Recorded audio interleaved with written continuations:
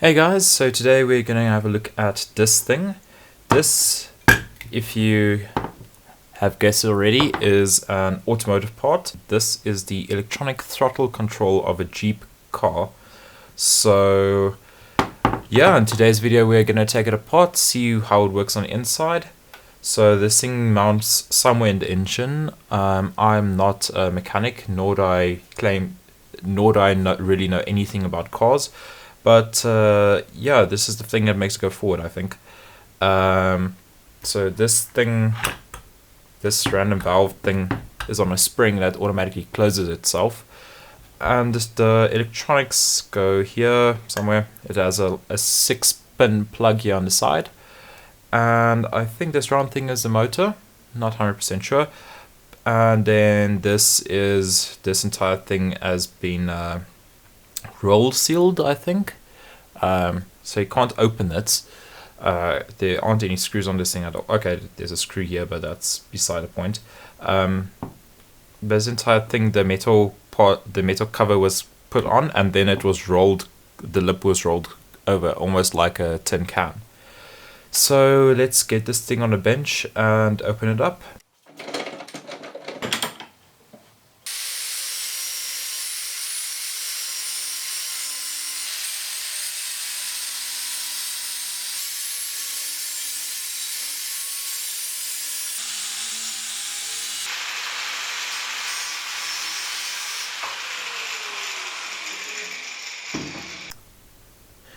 Okay, so I've taken off that cover, and now we can have a look at the insides.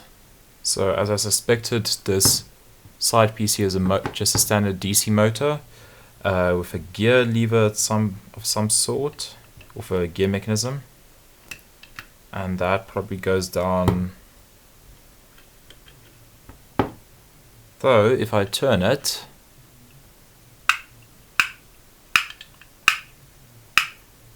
doesn't actually open the thing. There's probably a locking mechanism in there as well. So this is a PCB with a bunch of traces around this radius. So I assume these are sensors of some sort to pick up the position of the thing, which I would expect since this is a servo system. So let's take out these screws and then see what's below it. So amazingly, I have the right bit for this thing. These are all Torx screws, and I don't generally have Torx bits.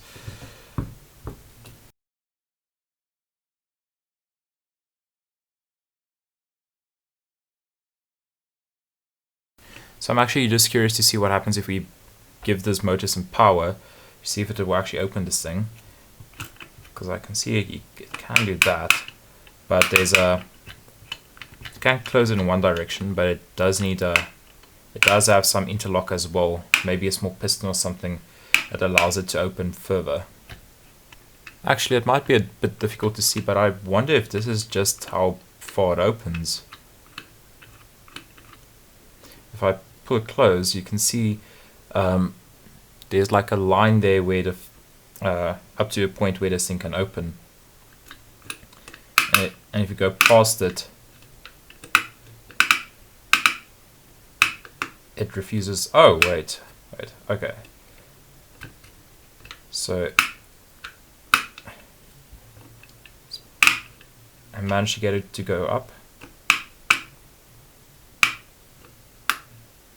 Okay, so if this screw here, or if this gear here gets pulled out, then it actually opens the valve. But if it's close, or if it's here, then it doesn't. So there must be another solenoid or something in here pushing this gear in and out. So let's have a look. And luckily it just pulls out. So of the 6 pins, 2 of them go to the 2 terminals of the motor, and then 4 of them go to the encoder section.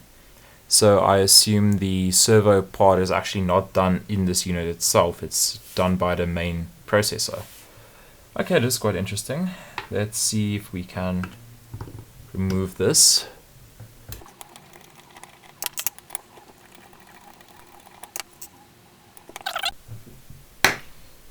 Okay. So this just comes out.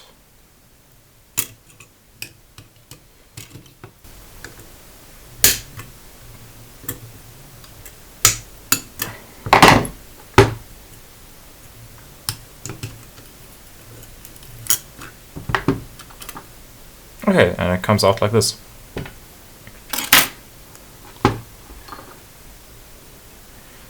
So on the actual section that moves, which is this part, which way does it move? It can move this way, right? So I don't actually know if that's conductive or not. Maybe it's a Hall effect sensor of some sort. On the back of the PCB, there are just traces, nothing else. So I assume these are magnets of some sort. Well, it probably has to be, hey? Where is that other? Yeah, here it is.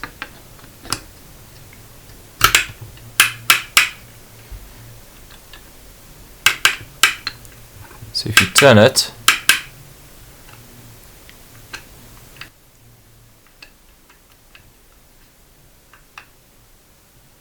yet if you lift, so if you turn it, it just clicks back. If you lift it a bit, you turn it then it releases the brake, and you can actually open it full way. So what is that mechanism? Hey guys, so I'm sorry if this shot is slightly out of focus. Using my micro lens on the desk is always challenging. So on this plastic gear, you can see this is where it is in its rest position. This is what the gears should look like. This one, and these on this side, and these on this side. But the ones that normally rest on top of the gear that fits onto this shaft is completely worn away and broken off. So, well, not completely, mostly.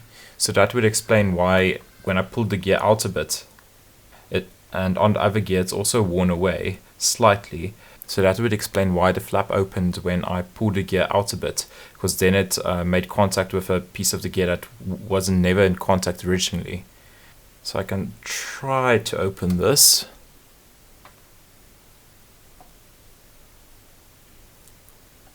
So that's what the gears should look like. And it's just broken off here where it's just broken off here where it normally grips. So this is you can see how the gears have just been worn away. Some of them are actually still fine. Like you can see these are still in okay condition, while these are just completely worn away. So here are the two chips that do the position sensing. And this is what the connector looks like.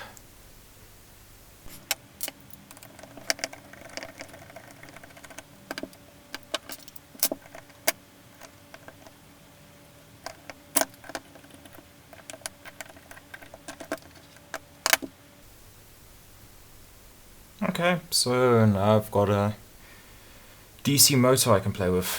Let's connect some power to it.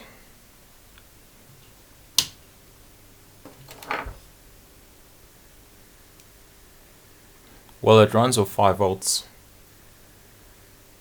So I hope you guys enjoyed this short video of a teardown of a electronic throttle control unit of a Jeep.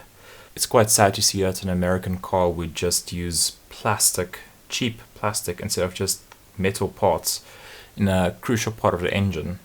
But I guess that's the world we live in. So where I live, you could have bought a new iPhone for the price of this thing, which is quite sad. But oh well. Hope you guys enjoyed it. If you want to see more content like this, leave a comment below and subscribe. That always helps. And like the video. Other than that, hope you guys have a good day.